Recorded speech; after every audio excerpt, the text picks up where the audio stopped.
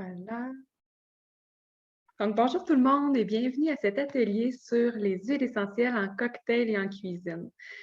Je pense que ça va vous donner le goût de préparer vos huiles, vos marinades, vos recettes avec des huiles essentielles parce que c'est vraiment, vraiment simple. C'est très économique aussi. Donc, je vais tout vous expliquer ça dans mon atelier aujourd'hui. Alors, je continue mon PowerPoint. Donc, une petite goutte de folie. Moi, j'aime ça, travailler avec les huiles essentielles. Je trouve que c'est original. Donc, quand je reçois, puis, par exemple, j'ajoute une goutte de lime dans ma salsa, les invités se demandent toujours, ah, un petit goût spécial. Puis, à chaque fois, ça ouvre une belle discussion sur les huiles essentielles parce que oui, on peut les consommer, on peut les avaler. Ça peut faire partie de notre diète pour les vertus thérapeutiques mais aussi pour le goût qui est très, très riche, très savoureux. Tout d'abord, je vais vous parler des précautions. C'est important de vérifier sur la bouteille si on peut l'utiliser pour un usage alimentaire. Donc, si vous voyez sur la bouteille, ça va être écrit, par exemple, pour usage aromatique, usage topique ou usage alimentaire. Donc, s'il n'est pas mentionné usage alimentaire, vous ne pouvez pas l'utiliser dans votre eau. Même si on aurait tendance à vouloir utiliser Motivate ou Citrus Bliss dans l'eau parce que ça sent tellement bon, ça sent le bonbon, on ne peut pas ces deux-là. Donc, toujours vérifier. Ensuite, c'est possible qu'il y ait des allergies aussi. Ça ne veut pas dire qu'une huile essentielle, c'est naturel, c'est pas très dangereux. Non, il faut vraiment faire attention. Donc, si vous avez déjà une allergie, je ne sais pas, moi, s'il y en a qui sont allergiques au basilic, cannelle, des choses comme ça, bien, faites attention. Mettez-les pas dans vos recettes parce que ça peut créer une réaction allergique. Pour les enfants, on n'utilise pas d'huile essentielle à l'interne en bas de 6 ans.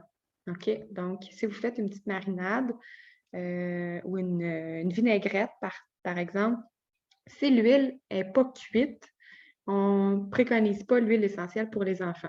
Par contre, dans les desserts, dans les crêpes, dans les sauces à spaghetti, où l'huile va être cuite, il n'y a pas de problème.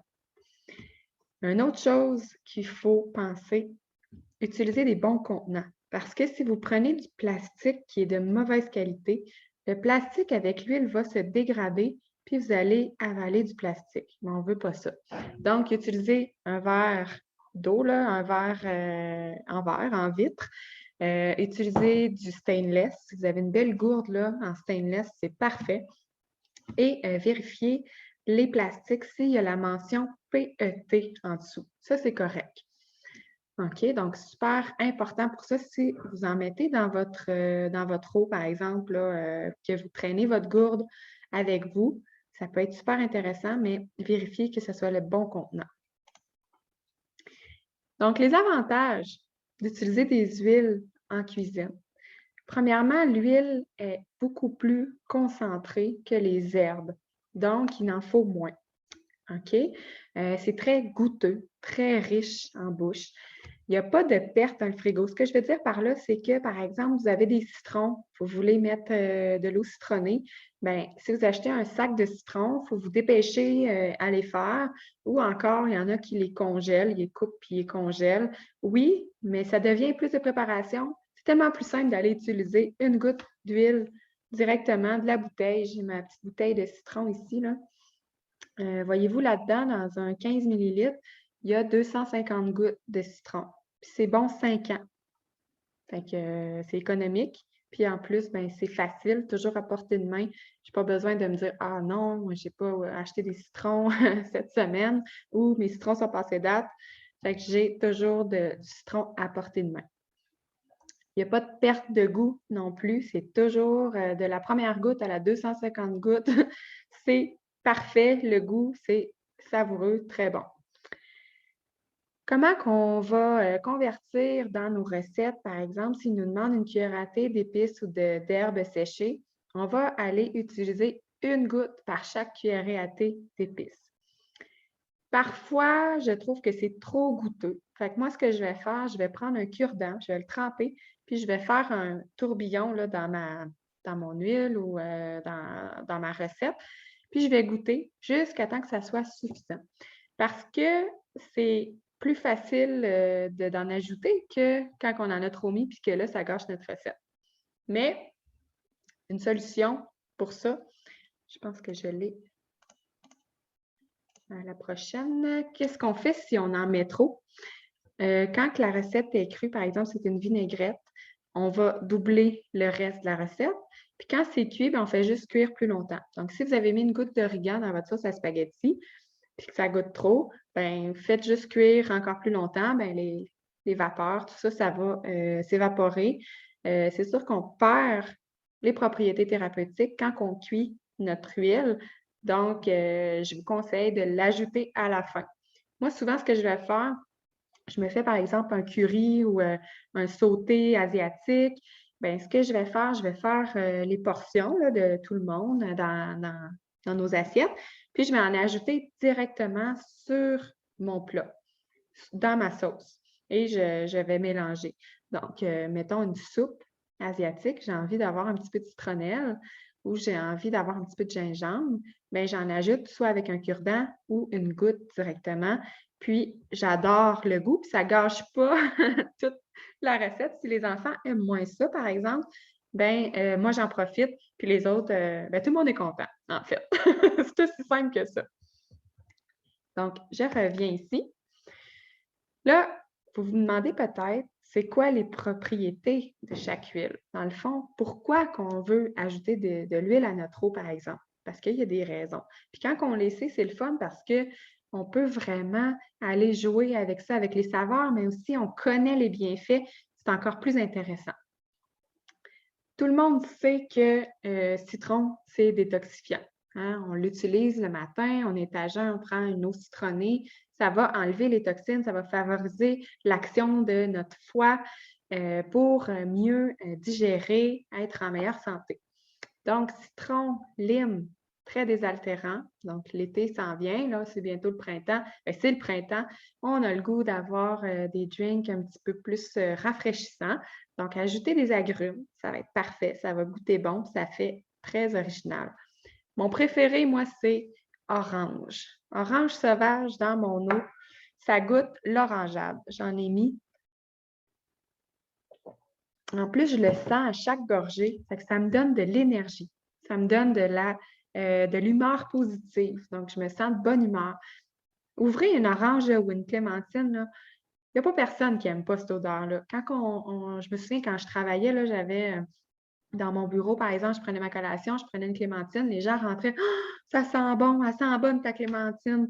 Et ça donne de l'énergie et de l'humeur positive. Fait qu'imaginez, vous mettez une goutte dans votre verre d'eau, commencez votre journée du bon pied. Ensuite, des huiles qui vont vous aider à la perte de poids. Pamplemousse, gingembre, Smart and Sassy. Smart and Sassy, c'est le mélange vraiment, je dirais, prioritaire au niveau de la perte de poids. Ça va vous aider à votre digestion. Ça va aider à diminuer les envies de sucre ou des envies de fringales. Ça va aussi aider le métabolisme à activer pour mieux digérer. Ça diminue aussi la rétention d'eau, donc favorise l'amincissement. Le gingembre, qui est contenu aussi dans le Smart and Sassy, va aider aussi pour les nausées, les vertiges. Pour les femmes enceintes, on ne préconise pas l'huile à l'interne, la prise à l'interne de l'huile. On va plus l'utiliser en diffusion, de façon aromatique. Ensuite, menthe verte, menthe poivrée, digeste-zen, 3 mélanges, un mélange et 2 huiles très, très bonnes pour la digestion. Donc, probablement que vous avez déjà entendu, vous avez mangé un gros repas, vous devriez prendre une tisane de menthe poivrée, vous allez vous sentir mieux. Alors, voilà, c'est aussi simple que ça. Vous pouvez mettre de l'eau tiède, vous faites bouillir votre eau, vous attendez un petit peu qu'elle soit moins chaude, vous ajoutez même pas une goutte de menthe poivrée, là, c'est fort, là. Vous pouvez ajouter une demi-goutte, brasser, puis même pour la décongestion, vous pouvez mettre votre tasse d'eau chaude vis-à-vis votre nez, là, respirer les vapeurs, ça va vous aider à être moins congestionné. Les gens qui ont des problèmes de sinusite, c'est parfait. Donc, menthe verte, menthe poivrée, digeste-zen, pour la digestion et la décongestion. Ensuite, on pourrait aussi rajouter des huiles calmantes, des huiles apaisantes, comme le basilic, la lavande, la bergamote. Bergamote, là, essayez ça dans un thé, c'est tellement bon. Dans un thé Earl Grey ou un petit thé noir, très simple, là, vous ajoutez une goutte de bergamote. C'est très apaisant. Ça va chasser les énergies négatives. Donc, avant de se coucher, vous pouvez prendre ça. En revenant du travail, si vous avez eu une grosse journée, ça va faire vraiment son effet de se calmer avant de poursuivre votre soirée ou d'aller vous coucher. Je n'ai pas mis camomille romaine. J'aurais pu l'ajouter ici. Une goutte de camomille romaine dans votre tisane. C'est vraiment bon, là, une relaxation pour relaxer votre système nerveux. Ça fait la job vraiment. Donc, voilà. Je fais un petit résumé ici. Donc, vous pouvez prendre la photo de mon PowerPoint si vous voulez. Donc, pour les gens qui ont la dent sucrée, qui ont des rages de sucre, Slim & Sassy ou Smart & Sassy, le nom canadien, c'est Smart & Sassy. Pour les ballonnements, Digeszen. Brûlure d'estomac, on va prendre citron. Pour les gens qui ont la mauvaise haleine, vous pouvez prendre la menthe verte, menthe poivrée. Menthe verte va goûter plus la chlorophylle, va goûter plus la gomme que menthe poivrée qui goûte un petit peu plus épicé, tu sais, comme un peu plus fort. Là. La menthe verte, c'est plus doux. Pour les gens qui ont des douleurs inflammatoires, préconisez plutôt la citronnelle, gingembre, copaïba peut se prendre à l'interne aussi, ou une goutte de curcuma. Curcuma, je trouve que ça goûte un petit peu terreux. Donc, ce que je vais faire, je vais le mélanger avec d'autres huiles, mais dans un sauté indien, c'est vraiment super. Donc, vous mettez une petite, vous trempez un cure-dent, vous en rajoutez pour les bienfaits thérapeutiques. C'est pas pour le goût, celui-là. J'ai envie de vous partager des recettes de cocktails. Je ne sais pas si vous avez des préférences, plus cocktail avec de l'alcool fort, des spiritueux, ou bien vous êtes plus bière ou sangria, si vous aimez vous faire une sangria maison. Donc, j'ai mis des recettes ici.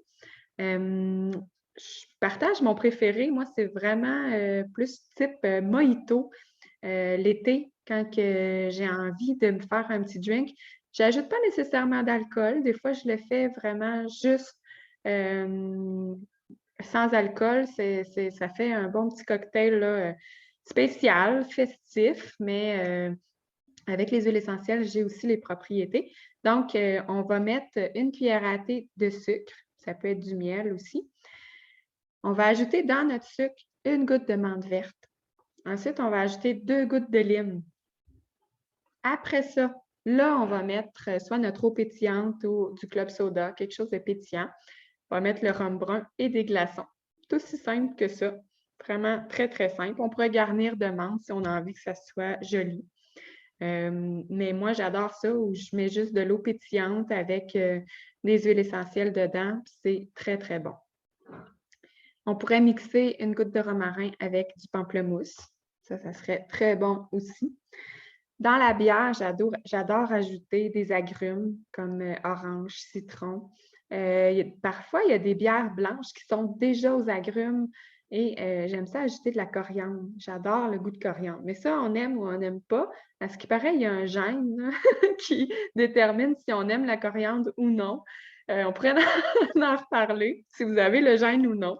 Moi, je sais que j'aime la coriandre, donc j'adore en utiliser dans mes drinks ou dans mes recettes. Voilà. Sangria, je vous dirais, prenez la recette en note. Vous prenez, dans le fond, du vin rouge. Vous pouvez prendre du vin maison. Là. Ça n'a pas nécessairement besoin d'être de qualité là, parce que c'est triste parfois parce qu'on le goûte moins avec tous les autres ingrédients. Donc, moi, je préconise un vin moins dispendieux. On ajoute du jus d'orange, jus de canneberge. On peut ajouter de l'eau pétillante aussi. On tranche des oranges pour que ça soit beau aussi, plein de couleurs dans notre pot. On se prend un beau pichet là, en verre pour tout voir ça, c'est magnifique. On ajoute des gouttes d'huile essentielle d'orange et de lime, tout simplement. Et voilà, vous avez votre sangria. Si vous l'essayez, vous me le direz en commentaire. Ou si vous avez d'autres idées, c'est toujours le fun de se partager ça.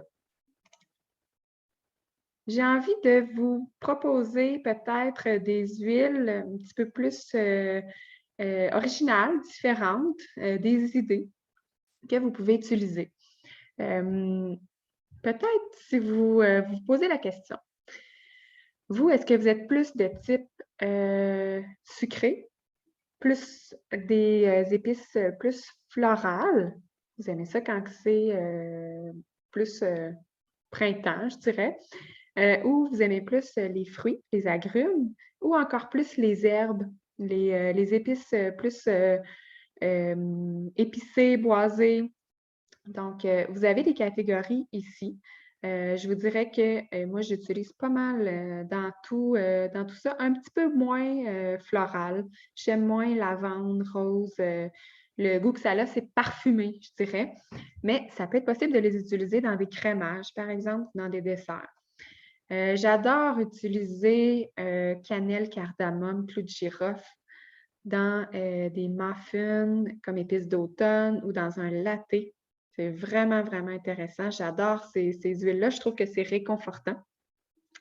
J'adore aussi utiliser des huiles plus boisées, là, plus des herbes, des fines herbes pour mes vinaigrettes. J'ai envie de vous en faire une maintenant. Je vais regarder l'heure. 10h30. Oui, j'ai envie de vous en faire une. Donc, c'est assez simple. Je vais arrêter mon partage d'écran. Je vais baisser ça ici pour que vous voyez. Voilà, super. Donc, j'ai mis de l'ail émincé dans le fond de mon petit pot maçon. Je vais ajouter vinaigre de cidre de pomme biologique. Moi, je vais à l'œil, là. Si vous aimez les quantités, je voudrais peut-être 1 à 2 cuillerées à thé. Ensuite, je vais ajouter la ciboulette séchée parce que je trouve que le vert, c'est joli, ça fait beau. C'est bon. Ensuite, j'ajoute du sel. Là, vous pouvez prendre n'importe quel sel. Je dirais du sel d'Himalaya ou du sel iodé. Donc, j'en mets un petit peu. Voilà. On va mélanger un petit peu. Là, je vais ajouter mes huiles essentielles. J'ai le goût de prendre romarin. Romarin, qui est une huile diurétique. Donc, si les gens font de la rétention d'eau, c'est génial. Puis, ça l'aide à la concentration. Donc, si vous êtes en train de travailler, vous allez avoir plus de focus. Donc, j'ajoute 1 goutte seulement. Voilà, 1 goutte. Je vais ajouter citron. Donc, citron, on peut en mettre plus. J'ajoute 2 gouttes. Oh, ça a tombé 3. C'est pas grave. Je pourrais ajouter origan, je pourrais ajouter basilic, je pourrais ajouter thym. Allez-y selon vos goûts, tout simplement. Et ensuite, je vais ajouter de l'huile d'olive extra vierge biologique.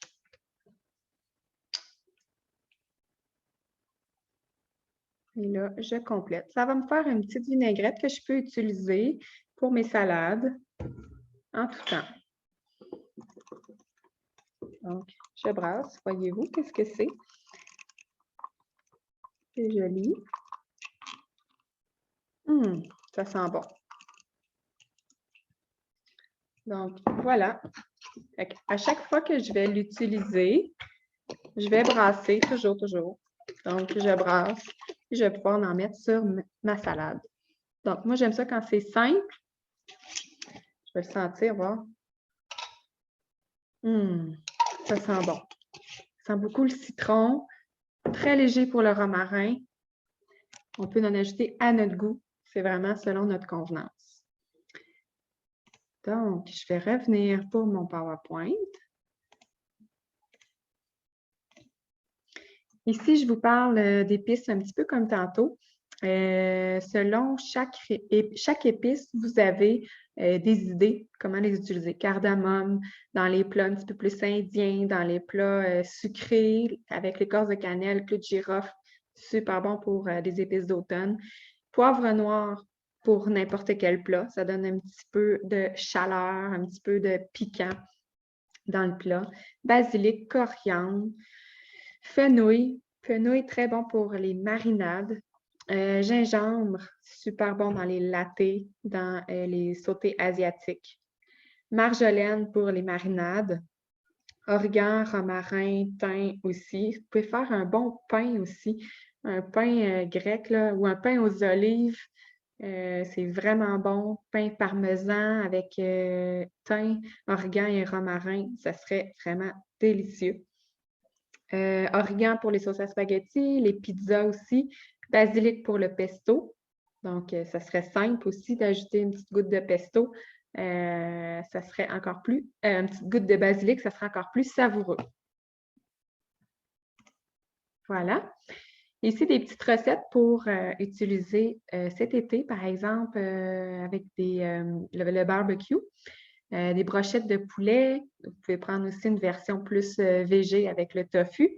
Une bonne salade grecque. Moi, j'adore ça, faire ça. Je mets origan, citron, je mets du thym aussi, avec de la moutarde de Dijon, de l'huile puis du miel. C'est absolument délicieux. Pommes de terre en papillote aussi, sauce à l'ail et au citron. Donc ici, vous avez plein d'idées que vous pouvez prendre. Si vous voulez avoir le PowerPoint, vous me le dites, écrivez-moi-le en message privé. Je vais pouvoir vous l'envoyer, ça va me faire plaisir.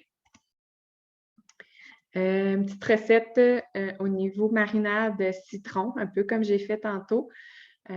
Sauce au poivre rose aussi. Donc, il y a le poivre rose chez doTERRA qui est absolument délicieux, vraiment. Donc, on n'en ajoute pas beaucoup. Ça va être parfait. C'est facile de l'avoir sous la main tout le temps. Citron, poivre rose, les épices que je vous ai dit tantôt. Donc, c'est vraiment pour vous simplifier la vie. Donc, voilà, j'espère que vous avez aimé ça. Vous pouvez m'écrire des commentaires, vous pouvez m'écrire en privé aussi si vous avez envie d'en savoir plus ou encore me partager vos essais, vos recettes. J'espère que ça vous donne le goût et la confiance d'utiliser vos huiles essentielles dans vos recettes.